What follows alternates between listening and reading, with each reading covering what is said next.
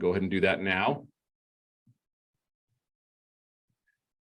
So we teach primarily on the financial circle. And the purpose of winning the money game or winning financially is not to just have more money, it's to fund your missions in the other circles of life. So maybe you want to travel more. Maybe you want more experiences for your kids. Maybe you want to give more to the causes that you love and support. Maybe you just want nicer things. And so whatever it is, that is all accomplished by winning in the financial circle. So we're a little bit more driven to win in the financial realm because there's other things we want to do in our lives that we're passionate about, but these things require money, which is why we're so passionate about connecting money to the other areas of life. And so a question that I want to pose to this group, and put the answer in the chat, would you say that most Americans are doing well financially? Are they living abundantly in their financial lives? Is the vast majority of Americans, is that a yes or no? We've got 1 no, 2 no's, 3 no's, 4 no's. It's going to be all. Why? Everyone knows this, right? Universally, we know most Americans are not doing well financially. So the follow-up question I would ask to this is if we know most Americans are not doing well financially, then why do we continue to do what most Americans do financially?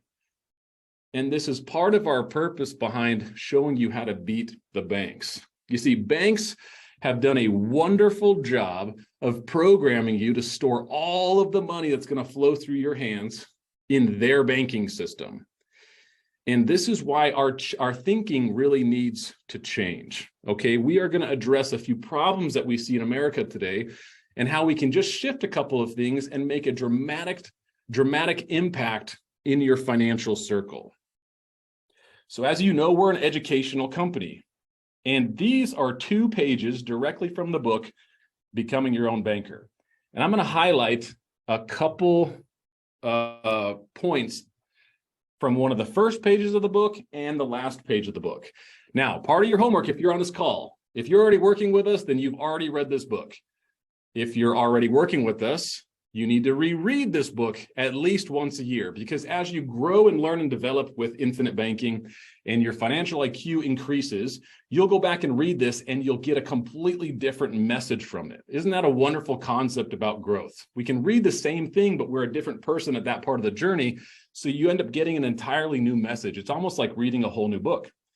And so this is page 4 of Becoming Your Own Banker and page 85. One of the first pages and one of the last pages. Now, on one of the first pages, we learned from Nelson Nash. He says, the infinite banking concept is a major paradigm shift for most folks. It will require several thorough readings for a full understanding of its message. The concept is not complicated. It is just different from the way the majority thinks and behaves. In fact, it's the ultimate in simplicity. Now, this is such a nugget here. You see, if we all just agreed that most Americans are not doing well financially, then it would be very wise for us to change what we're doing from the way the majority of Americans think and behave with money. We should all be in agreement of that. Now, over here on the right, page 85, the tail end of the book. This is one of my favorite pages on that book because it basically sums up the entire book. The book's only 85 pages long. It's not that long. But it sums up that short book with just some phenomenal nuggets. So up here at the top, there are only 2 sources of income, people at work and money at work. So here's the reality. If we want to get ahead financially, you have 2 options. You either work harder, you work longer, but you can only do that, so many hours per day. Or you have to understand how money works and get your money working for you.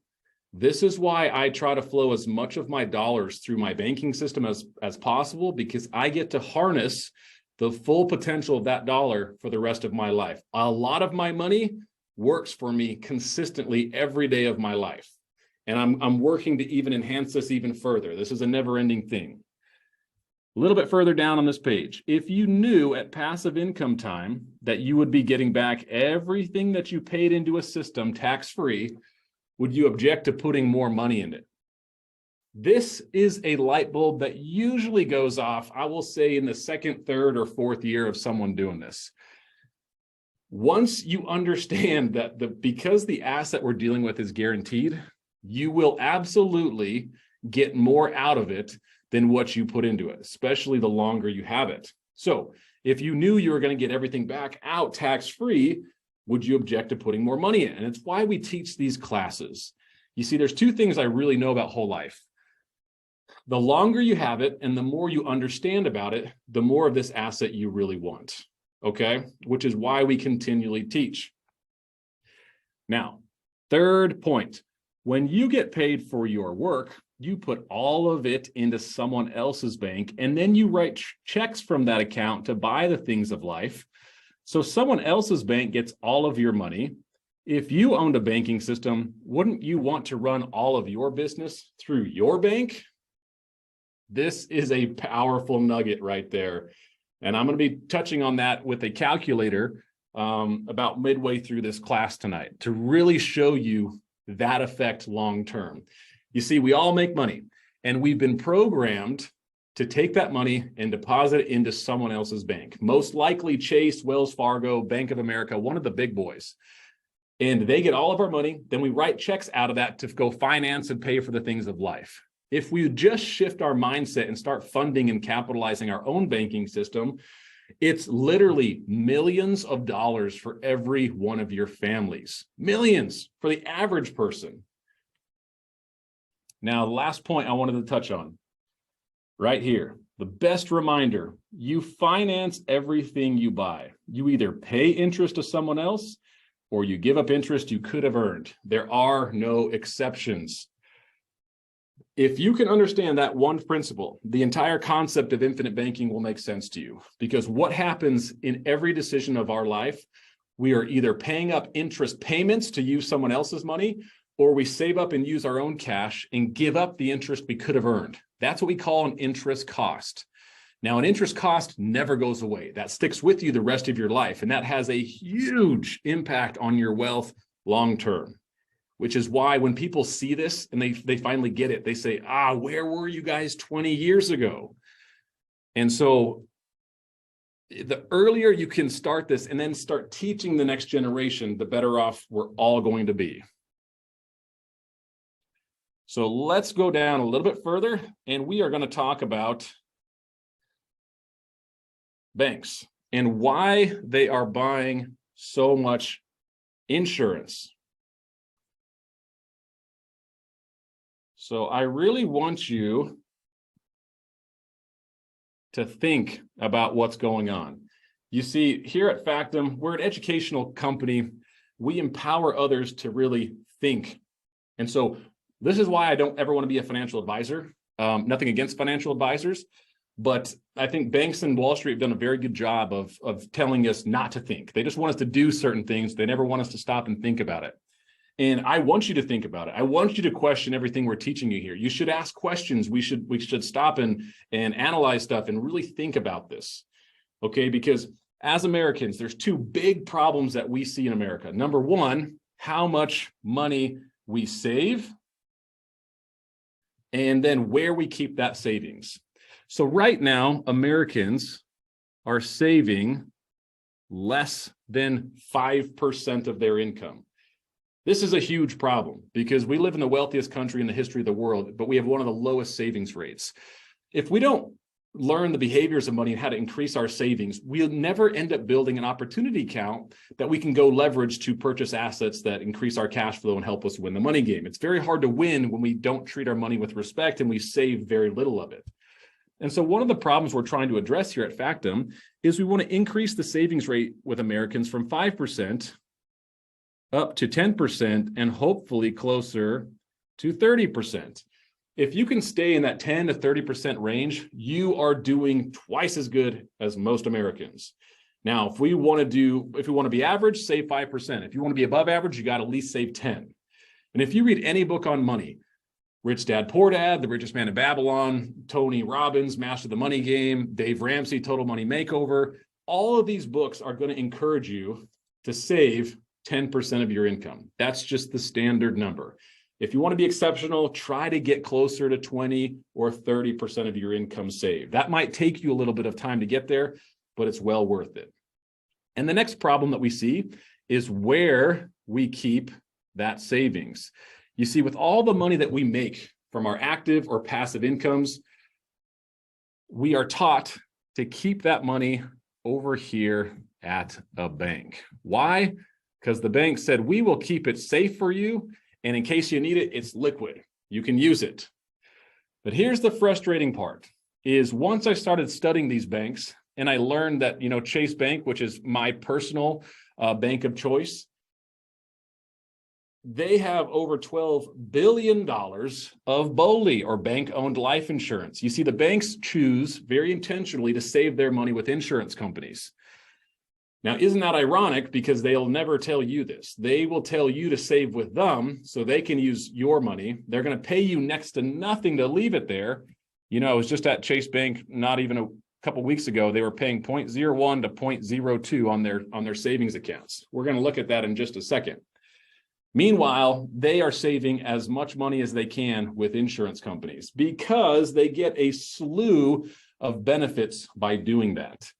Now, one of the reasons why the banks save with insurance companies, and we should do the same thing, we should go buy the same policies they're buying that are being managed by big, strong insurance carriers. One of the reasons why they do that is because the amount of privacy that these contracts give you. You see, life insurance is not an investment. It's meant to replace your human life value. It's life insurance. If it's structured properly and you know how to use it, you would say, my gosh, this thing is like a checking account that's, infinitely better than any savings account Chase Bank or B of A is going to give you. And so it's incredibly private to keep your money here. One of the reasons why the banks like that. Next, it's very liquid, extremely liquid. This actually qualifies as like a cash equivalent because the money is so liquid inside the policies. Next, you get the most protection by leaving your cash here for a number of reasons. One, because it's so private, no one knows you have it. It's off the grid of the IRS. Creditors and predators can't get access to it because it's not an investment, okay? It's meant to replace your income if something were to happen to you. And so because of the guaranteed nature of the policy, it offers a huge level of protection for their savings, from creditors, predators, the IRS. It grows tax-free. And so all of these reasons are starting to amass for the bank. This is why they like the policies, right? Next, they get a much higher savings rate by keeping their money with policies as opposed to other commercial banks. You see, the banks are paying you 0.01% to leave your money there. The insurance companies pay you a heck of a lot more to leave your cash inside these policies. I'm going to be touching on that in a few minutes with a calculator. The amount that it's higher than a savings account is literally unbelievable. It is, when I say high savings rate, the banks would say they get a high non-correlated return with insurance companies. Non-correlated means it's not attached to the stock market. So the banks are looking at insurance companies as the highest rate of return they can get on a savings vehicle. Next, you are able to access this cash using a flexible loan, which you are in complete control of. So when you use your policy loan feature, you get to decide how and when it's paid back, which one of the benefits of doing that is you never end up using any of your own money. You're always using the insurance company's money, so your full cash value gets to grow uninterrupted that whole time. This gives you a huge advantage in the money game. Next, the more you put into these policies, the bigger the passive income stream will be later in life. So like Nelson said in his book on page 85, if you knew you were going to get everything back plus more, would you object to putting more money into it? Well, the more you put into it, the more you get to use while you're alive, and the more you can convert into a passive income stream later in life. Something your savings accounts will never do because they never grow. And then lastly, it creates a tax-free transfer of wealth. Now, that's a heck of a lot of benefits that we're getting by shifting where we're savings. And this is one of the reasons why banks don't keep their savings with other banks. They keep it with life insurance companies. Now, let's take a quick look at some rates that the banks are currently paying. So here's a statement I got from them just a few weeks ago. I was at Chase Bank. We had just taken a policy loan, and I had a family member there with me because we were buying a truck from an individual. So I took a policy loan. I paid for the truck. I was at Chase Bank to get a cashier's check. So the loan came from my insurance policies to Chase Bank, got a cashier's check, paid the gentleman for his truck. We got it got the title notarized right there. We were on our way. And while we were waiting for the notary, by the way, that's called family banking. Okay. So I'm creating cash flow for my family, and we're keeping that vehicle expense inside the family's wealth.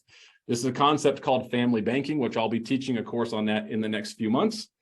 And so we're here at the bank and we're waiting for the notary, and I see a sign out front and it says, our CDs are paying 3% right now. Now, I've studied the banks long enough to know their games, and I know there's no way they're paying you 3%. That's what they're going to tell you. And so we're going to break a couple of these things down. And so I asked the nice lady at the front, I said, hey, and she really was. She was super sweet, very helpful. So nothing against, people at the banks. They don't even know that their banks don't save with other banks, right? Even their high-level employees aren't going to know this stuff.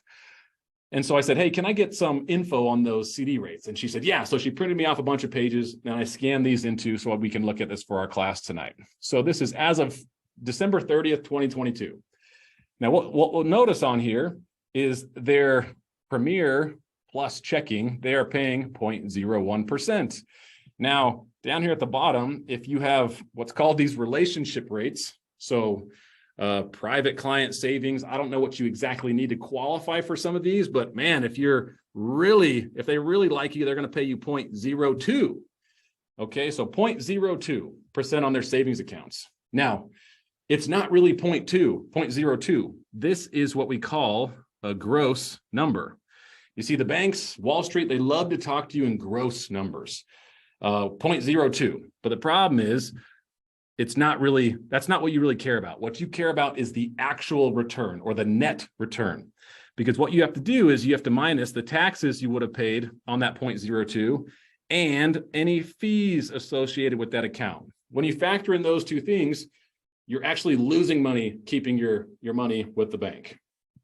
So let's go over here to now their savings, or their CDs. So we've got their CD rates over here. And if you look right here, they do pay you 3% on their APY. That means annual percentage yield. But there's some stipulations. You've got to keep a certain amount of money inside that CD, and you have to keep it there for a certain time frame. So you got to keep it there for 12 to 14 months with a certain amount of dollars, or else they're not going to pay you the full 3%. Now, the 3% on that CD is still a gross number. It's not really 3%, because by the time you go to get access to it, you have to pay taxes on any growth and any management fees they have inside there. So this is why when I say they're not really paying you 3%, you don't really care what the gross is. You care what you can actually use in your life. That's called the net. And if we look down here at the bottom, I'm going to read it to you because I don't want to zoom in that far. They say a 1 month term is at least 31 days. Well, I have a February birthday, and so I'm very well aware that February has 28 days. So I'm definitely not earning 3% in February because it's not a full 31 days, right? So just some stuff you want to be aware of. And then it says right here, fees could reduce earnings. Could reduce earnings? I would say fees absolutely will reduce earnings. That's what a fee is, right? They're going to take money out of the account. So it absolutely will reduce your earnings. And then they say checking, savings, CD, retirement CDs are applicable as of the effective date and may change at our discretion. So they will change this at any time that they want. And so just some things to be aware of. Now, this is where the majority of us save money. And the reason we want to shift where we save money is because they're not saving money there. And so one thing we need to learn about insurance, life insurance, is that it's called life insurance. It's not called death insurance. You see, most people have no idea how to use their policy, which is why we teach these classes. We want to educate you so you understand what you have here. And when you are analyzing financial decisions, I'm going to encourage you to run whatever decision you're looking at making through our 4 C's exercise. Okay, so if I'm ever looking at a financial decision, in this case, where should I save my money? First question I want to ask is, whatever I'm about to do, does it help me stay capitalized? Okay, does whatever I'm doing help encourage me to save money, stay capitalized? This goes back to a savings conversation. And so the reason I like saving in the policies is I get a tremendous amount of benefit here. And so I'm actually encouraged to save because my money's actually working for me. It was difficult. I've always been a good saver, but it's difficult for me to save with a bank when they don't give me any benefit and I know how much money they make off of our money. The next C is control. Whatever you're doing, investing in something, saving into an environment, how much control do you have in that asset? In this case, with the policy, you are the owner of the contract, so you control everything. You are first in line to use the cash. You can change the ownership of that policy, the beneficiary. You control the loan repayment schedule. You are in full control of that asset. Next is certainty. Whatever you're investing or saving in, does it provide you a level of certainty? With the policy, it is literally the only guaranteed asset that we know of, meaning it's guaranteed to increase in cash value every year. It's guaranteed that the death benefit goes up every year, and it's guaranteed that the premiums never go up on you. So when we are dealing with the most certain asset that exists, which is why we are choosing to keep our savings in this asset, and this is what you should be using to build your foundation of wealth. It's the same reasons the banks put it at their foundation. There is no better asset that has guarantees, the control, the privacy, the liquidity, but also will increase your cash flow. You see, cash flow is the 4th C, and this is the #1 rule of winning the money game. When we sit down with clients and we talk about abundance in their 5 circles, they say, Kyle, I want a beach house. I want to travel with my kids more. I want to give to the charities and communities that I love and support. But I don't know how to do it. We're too far away. I need too many years, right? And so the thing about the money game is banks and Wall Street want you to think about winning the money game or retirement as an age, okay? And it's not an age conversation. It's a cash flow number conversation. More people are closer to winning the money game than they think. They just haven't been taught to look in the right places. And so as soon as your cash flow number exceeds what it costs you to live, you're essentially free. And once you get wise to the rules of the game, you can accelerate this and fund the most perfect lifestyle. So one of the reasons why I love my policies and why I intentionally keep about 5 times more in my banking system than I do at Chase Bank is because right now my policies are earning me $3,500 a month tax-free. Now, do you know how much money you would have to keep at a bank to earn $3,500 a month tax-free? I mean, we're talking millions upon millions upon millions of dollars. And I don't even have $1 million in my policies right now. And so the correct insurance terminology, which I'm going to use since I'm licensed, is cash value increase. You will see a cash value increase in your policy every single month. But you as the consumer, you would check your account values in your policies and you'd say, oh, my policies are increasing $3,500 a month. That's like getting $3,500 a month from rental properties. It's like getting $3,500 a month of payments from loaning to vehicles. It's as good as cash flow. That's what you would recognize it as. Now, it's the cash value increase, but it's the same as cash flow. And the policy accomplishes all of these better than almost any other asset, which is why we choose to keep it at the foundation. And so the question I would ask you is, how much cash flow does your savings produce for you? Nothing. And guess what? Over like your whole life, it'll never earn you anything, which is one of the reasons why the banks don't save there.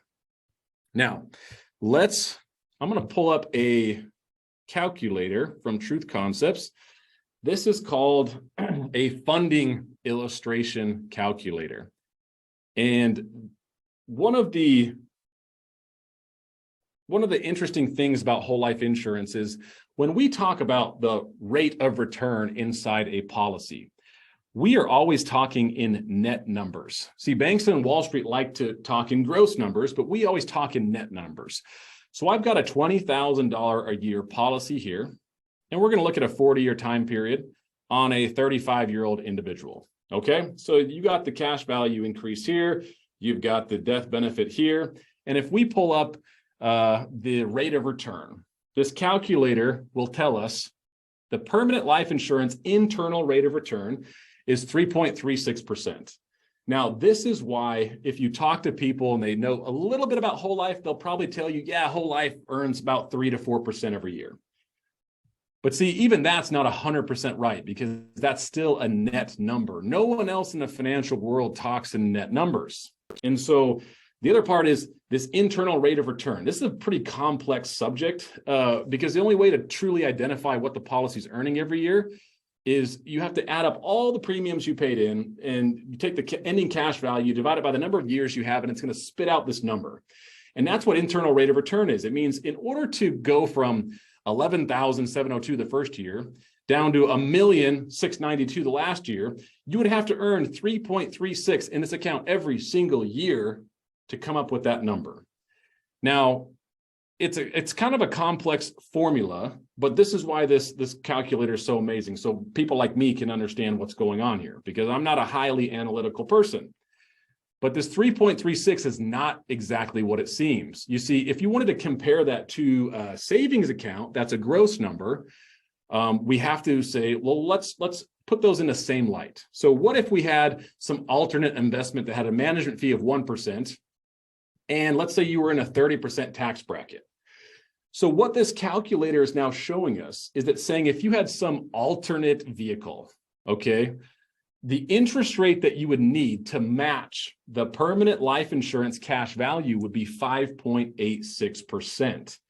You see, if the bank is saying we pay 0.02%, but that's gross, and in the life insurance realm, we're saying the policies earned 3.36 net, if you want to compare those apples to apples in the same light, that checking or savings account at Chase would have to pay 5.86% every single year to match what we're getting on a guaranteed rate inside this policy. You see, so it's important for you to learn this. Now, if you're looking at this and you're like, how did I not know this? I feel so dumb. How do you know? Do not feel bad. I was literally in a very advanced wealth seminar a couple months back. This was a very high profile room. There's only about 75 of us in there, and I was there to learn some of their tax strategies and their investment philosophies. And they started talking about insurance and cash equivalents. And it was fascinating to me. I mean, I wasn't there to teach them insurance, but you know, they could definitely learn a thing or two by tying into these classes, because a lot of these guys that are making millions of dollars every year, they're trying to figure out an efficient place to store their cash. And a lot of their strategies were, I go get a 3-month, 6-month, and 9-month CD at the bank. So at least I'm getting like 3 to 4% inside the bank. And then I roll those over. They're kind of laddering CDs. And I was like, oh my gosh, if these guys only knew about whole life, you know, that's like the equivalent of a CD paying you 5.86%, but it's not for 12 months. You know, if you're a 35-year-old, this would be like Chase Bank saying, we have a CD that pays 5.86% guaranteed and will lock you in for the next 86 years. Okay, because these contracts go out to age 121. And so if people knew this, they would literally take all their money out of the bank. They would shove as much of it into life insurance as possible. But banks have done a phenomenal job of confusing us. So we're going to take away the management fee and the tax bracket. We're going to go back to our 3.36%. Now I'm going to pull up a rate of return calculation on here because I'm going to show you how you really want to analyze these policies. Remember, the number one rule winning the money game is to learn how to create cash flow. So if we look at this policy in year 5, you put in $20,000 for the premium and it grows $20,767. Now, remember, I've got all this recorded. You're going to get a 7-minute video on this little subject afterwards. So, you know, if you're taking notes, just know we're going to get that to you. So it grew $767 above what I put into it tax-free that year.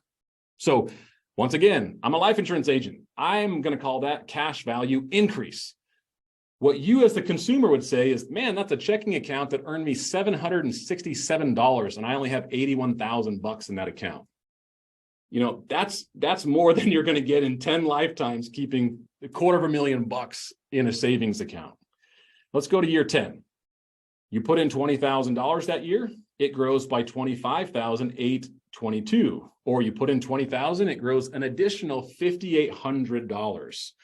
So if you were to break that up over 12 months, that's like earning $500 a month in a checking or savings account. That is completely liquid, completely tax-free, completely accessible, and it's off the grid from the IRS, predators, creditors. No one knows you have these accounts. And you're also insured for a little over $1 million. You see, this is one of the many reasons why banks love this, because this gives them the ability to have more money to run their operation, but they don't have to claim any of this anywhere. And if you'll notice on here, what happens to these numbers? Every single year you have the policy, it becomes more efficient. What about this 40th year? You put in the same $20,000, it grows by $77,000 that year, or $57,000 more than what you put in. Now, this is one of the reasons why we encourage people to couple this strategy with an asset like real estate. Because 30 years into your real estate, when the notes are paid off and your cash flow increases on your properties, if you've got a checking account or savings account like this policy, you can just direct that cash flow to the premium here, and you still get to just be rocking and rolling. And so over time, this asset gets better for you every year. That's the certainty it provides. Now, I get to sleep very well at night knowing my accounts are increasing every single day. That allows me to be very particular with the deals that I want to do. I don't have to rush to get my money working because so much of my money is already working for me. It allows me to be very disciplined with the investments I want to make. Now, we're going to shift gears and we're going to pull up now a maximum potential calculator. So that was a pretty neat illustration on how powerful the policies are as a savings account. Now, Nelson said in his book, you finance everything in life. You either pay up interest or you give up interest. And when you give up interest, you give it up for the rest of your life. And that's what we're going to be looking at with this maximum potential calculator. So we're going to assume we got a 35-year-old here who's making, easy math, $100,000 a year. So what this calculator says is over that working career, you'd have about $4 million that flows through your lifetime. Let's assume they stopped working at that age. $4 million will flow through your lifetime. Now, how much of that do you want to keep? You see, this what makes us incredibly unique as a financial firm is we're not talking to you about investing. We're talking to you about how to keep more of the money that will flow through your life, through your active income or your investments. This is why you want us on your wealth building team. We're going to help you keep more of your money. So if you are already working with one of our Factum Wealth strategists, book another strategy appointment with them so you can start running numbers like this to see how much money is going to flow through your life and how to keep more of it in your control. Now, if the $4 million is going to flow through your hands and we keep the majority of this at a checking account earning 0.02%, over that lifetime, you would earn $16,000 in interest. Sorry, I'm laughing. It's so low. These banks, what they're doing is criminal to us. And so $16,000. Now, if we just change where we're saving and we could flow this through a policy at 3.36, now you have the ability to turn that 4 million into almost $8.5 million just by that one thing, completely guaranteed, completely liquid. You're in full control of that asset. We haven't even started using any of the money yet. We just shifted where we're saving. Now, some of the expenses of life that we just can't avoid, let's say taxes are 25% of this, okay? So what this calculator is showing us now is, you know, if you have to pay taxes, you're just going to pay the tax man. Well, since you paid the tax man, you can't run that money through your policy anymore, so now you can't earn interest on it for the rest of your life. That's what Nelson was referring to in his book when he said you finance everything in life. Now, debt payments, let's say that's 25% for someone, and their lifestyle is 40%, which leaves them saving about 10% of their income. Well, you see, This is why I try to flow as much of my money through my policies as possible. And, if you read Nelson's book, he'll tell you, you'll need a system of policies to do this. So about 3 or 4 years into my journey, I started, instead of just paying my taxes with my own money, I would take the money I was saving for taxes and I put it into a policy first. So now when I go to pay my taxes, I get to eliminate them from that. And so I run it through a policy, so I earn guaranteed interest on it for the rest of my life. And then I take a policy loan, and that's what I use to pay the IRS at the end of the year. And because I do this, and then I refill that policy the next year. I'm going to send you a video at the end of this meeting, show you how to do that annually and how big of an effect it'll have on your wealth by doing that. So I never give up any of the dollars opportunity cost for taxes anymore. Okay, I run that through a policy, I take a policy loan, and then I pay the IRS. So I get to capture and harness the potential of that dollar for the rest of my life. Now, we've also done that with our debt payments. Okay, we don't finance any new debt. We always use our system. So all the money that used to go to the banks in the form of interest payments now go to our family banking system. And just by keeping those two things inside the family's wealth, look at the effect that has on our wealth long term. See, most people are losing so much of the value of their dollar because they're paying everyone else first instead of paying their banking system first. Now, over a lifetime, this is a huge number. And so just by changing that one thing, where you're saving your money, you can create a dramatic effect on your wealth. Now, I'm going to pull up a rate calculator just to show you the difference in why banks don't keep their savings at other banks. The bank's going to pay you 0.02%. And if we are earning 3.36 in the policy, which remember is net, over a 1-year time period, watch how much more efficient this is for your savings. Geez, you see, one reason why banks won't leave their money with banks, they leave it with life insurance companies because they have a 150-year track record of success. It's literally right now in these low interest rate environments, it's literally 16,700% more efficient to leave their money there. We should be doing the same thing. Now, I don't really like showing this example because it's so drastic, it's hard to comprehend. But if we want to be completely honest, right, it's actually 5.56, because if we're going to compare them apples to apples without the taxes and management fees, now we're looking at 27,000% more efficient. There's no other calculation that we can relate to on this. Like, no one can show you one thing with your health that makes you 27,000% more efficient, but we can do it with our wealth and our savings. Okay, so hopefully this is a huge light bulb moment for some of you that have heard whole life only earns 3 to 4%. It's got a low rate of return.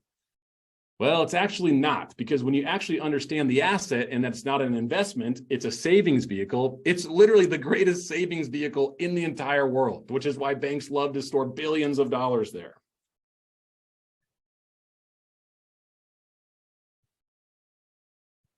All right, now let's jump into a real life scenario. We're going to be looking at an actual policy and how to supercharge these policies. We're going to bring this all together now. So if those of you that are already working with us, you've probably seen this before. And so we got a 35-year-old here who's going to save $20,000 a year into that policy. And there's a few different elements to your policy you need to understand. And those of you that are already working with us have probably already seen this, but we're just giving you a good reminder. There's the base policy, which to me is the most important part of the contract, and that premium per year is $10,000. Then we have the paid up additions rider. This gives you the early cash value. That's also $10,000 a year. So your scheduled premium that you've committed to in this case is $20,000. Okay, that's exactly what's showing up here. So this is what you need. This is what you've committed to paying each year. Now, if you had a really bad year, let's say life happened, well, what's the minimum you could drop your premium down to? In this case, it's about $10,000 a year. So you can drop it by about 50% if you had a bad year. Now, the IRS says, per our guidelines, you can put $33,794 per year into that policy. So you could put, approximately an extra 50% in premium into that policy. Now, the IRS has limits, and this is their limit per this policy of how much of your after-tax dollars can go into this asset. So let me say that again. Let's say it slowly. The IRS has limits on how much of your after-tax dollars can go into this policy. That right there should tell you how good it is. You see, with your after-tax dollars, you should be able to do whatever you want. You can buy as much real estate as you want with your after-tax dollars.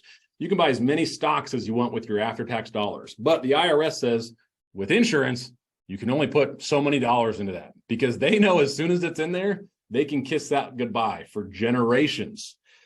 And so if you want to supercharge your policies, this is what we would call max funding, is putting in as much cash up to the IRS limit. So these policies are incredibly flexible. The scheduled premium is $20,000 a year. The minimum, if you had a bad year, was $10,000. The maximum, you could put in an extra $13,794. Okay.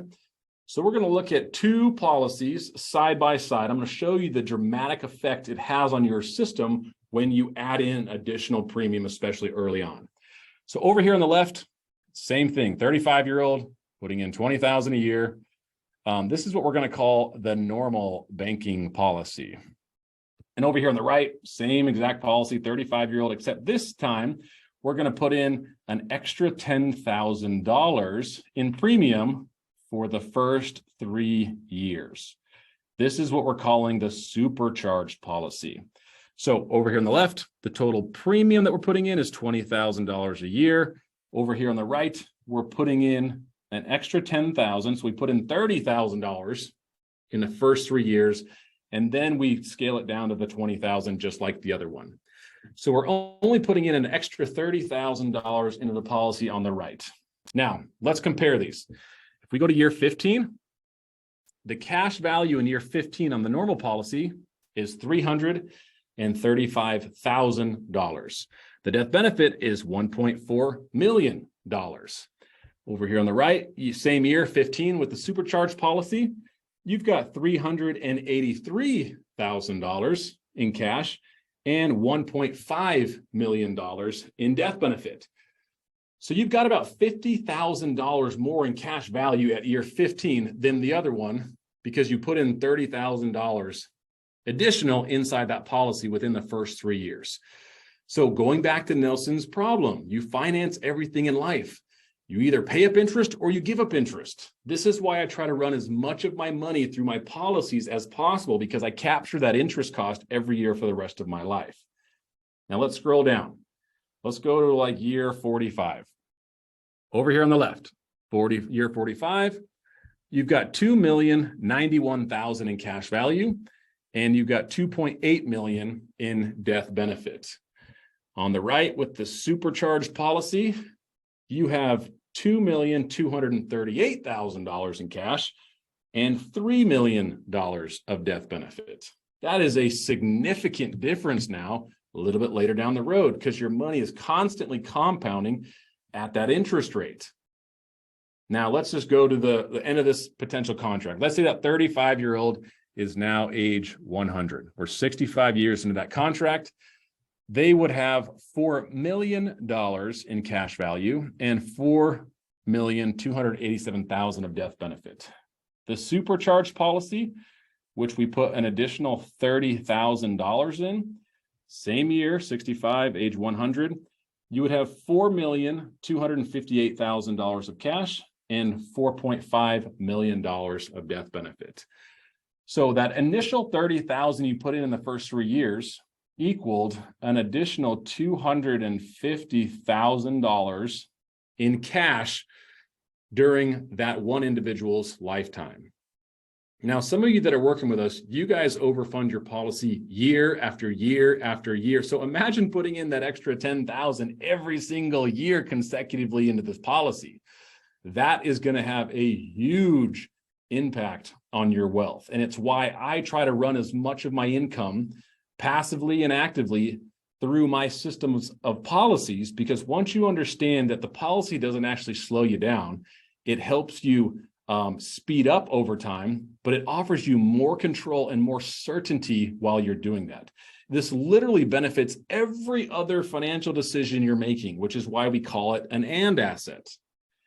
And so where it gets really fun is where you start using it for your investing. Okay, so Wall Street has convinced us to believe that, hey, you need a 30-year plan to retire. And they want you to believe that it's, age 65 or 70 now. They've convinced us that, retiring is like this age, but it's not an age conversation. It's a dollar conversation. If you focus on investing for cash flow, and then you take that cash flow and you direct it back to your banking system, this is how you're able to win the money game in a 5 to 15-year plan. The cool part is your financial IQ gets better because you're actually learning how to use money. Whereas the banks and Wall Street plan is focused on accumulation in assets that you do not have control of and that do not produce cash flow, which is why next month I'm teaching a class on why typical financial planning is failing.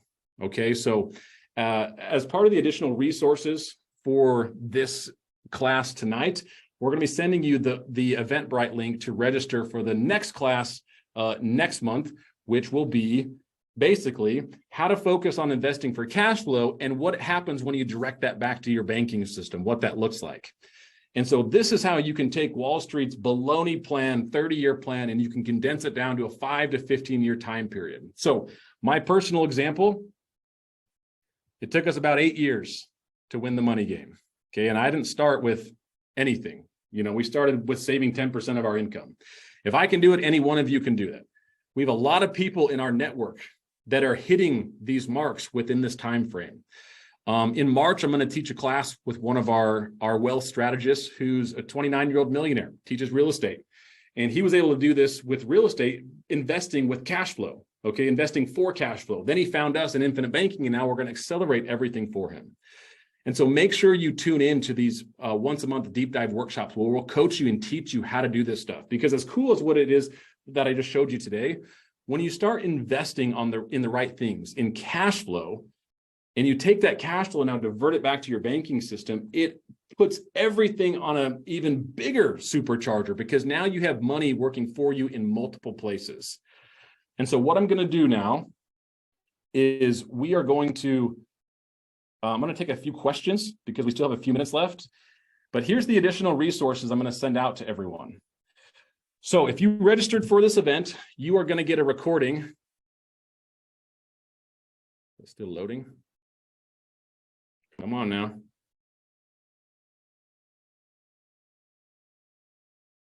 You're still live?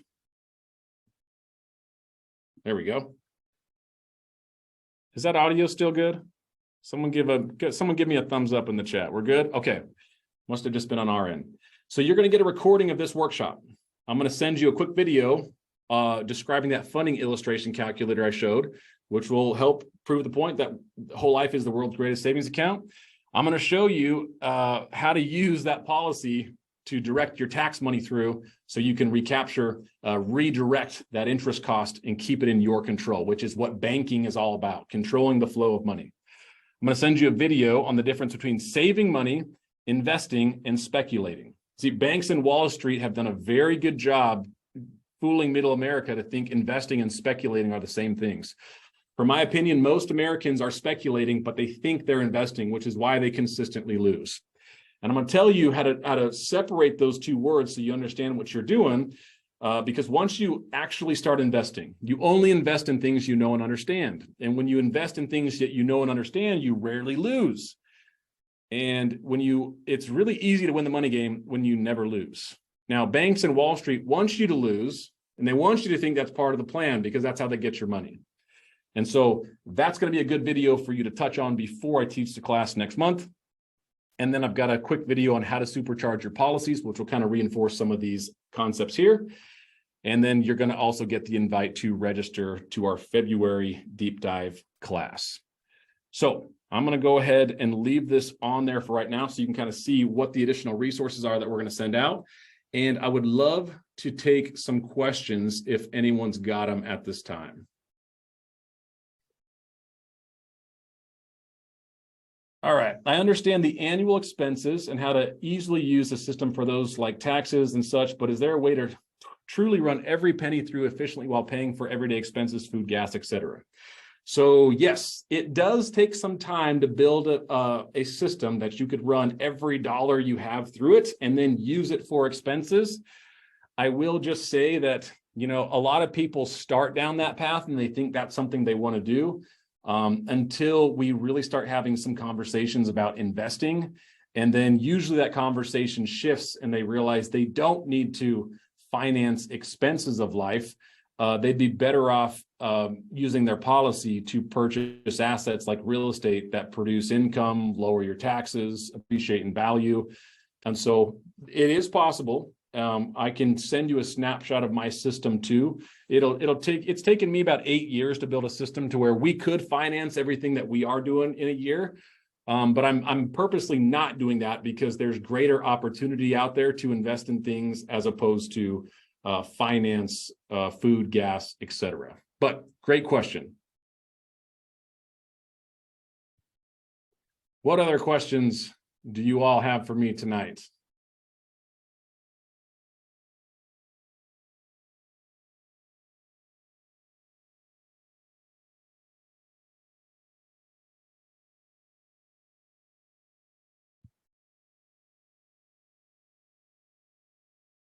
If we don't have any more questions, we can go ahead and hop off for tonight. We're a few minutes early, right on time. I want to thank everybody for tuning in. I hope you learned something new, and we will get some of these additional resources out to you within the next 24 hours. Most likely your email will come tomorrow morning. Oh, looks like we got another halfway question. My pleasure. Like I said, we live to teach this, and you know, we are living and breathing what we teach people. So we're very passionate about this. This has set up many of our families free, and so we love to teach this. Can you get an updated idea of how your account will change, say 5 to 10 years? Great question. This is one of the best features of Whole Life because it's guaranteed. If you add in $10,000 or $20,000 additional premium to your policy early on, all we have to do is go request an in-force illustration, and you'll get a new illustration that'll show you the projections based off the extra premium you paid. So absolutely, it's really fun to do that. So I know who your agent is, right? It's me. And so just ask me for that, Daniel, and we'll get you an in-force illustration and we can look at those updated numbers. Another question, with your policy, will you die with a large loan or eventually pay back? So there's a couple different strategies there. Some clients are not too interested in leaving legacies for their kids. And so they might take policy loans out and then, you know, as much as they can to live on, or they might turn their policy into an annuity in the later stages and just convert it into a guaranteed income stream for life. And so depending on what you have loaned out, the death benefit will pay off any outstanding loans you had. And so it all just depends on what your strategies are. For me, I always pay my policy loans back. So if I'm using it for something like taxes, I'm paying that loan back to my banking system every single year. So when you're doing it with like an annual expense like taxes or vacations, then yes, you will absolutely want to pay that back. But there are strategies that you would utilize to where you probably wouldn't pay your policy loans back. And that's more of an exit strategy that we would have to chat with you on an individual level. All right, how have rising interest rates impacted policy loan interest rates? Great question. So the insurance companies, they are our partners in this. If we don't help keep them profitable, we don't get to do any of this. And so I'm hoping the insurance companies increase their policy loan interest rates soon, because they are definitely too low right now. We're in some of the lowest interest rate environments that we've ever seen. We need the insurance companies to actually charge higher interest rates on their policy loans so they can stay profitable, so we can keep them in business. And so I have heard that they are going to be increasing the loan interest rates, but something we got to remember about that, like right now, depending on when you bought your policy, the current loan interest rate was like 4.76 if you had one of the older products. Let me delete that because no one can read that. 4.76, I couldn't even read that. And so one thing we got to remember is this is a flexible, unstructured loan, meaning you get to decide how and when it's paid back. So if you walked into a bank and you said, I would like to borrow $100,000, but I want to tell you how and when I want to pay it back, they would charge you 10% minimum for that kind of flexibility. And so if the loan interest rates are this right now, they better go up to at least 5 or 6% soon, so the insurance companies can stay profitable, because we really need them to stay profitable so that our policies last a long time. And so just remember that even if they do go up a little bit, there's no other policy loan, no other loan that you could get with that type of flexibility that is at that low interest rate. So one of the other huge benefits you get to using the policies. It's a great question. So we are at 7:01. We are out of time. My pleasure. Thank you for everyone that hopped on. Look out for those additional resources. We'll have them over to you probably by early or late morning, mid-afternoon tomorrow. And looking forward to seeing everyone on the next one, which is going to be why typical financial planning is failing and how you need to start intentionally investing in cash flow if you want to win the money game in a fraction of the time. So have a wonderful night, everyone, and we'll see you on the next one.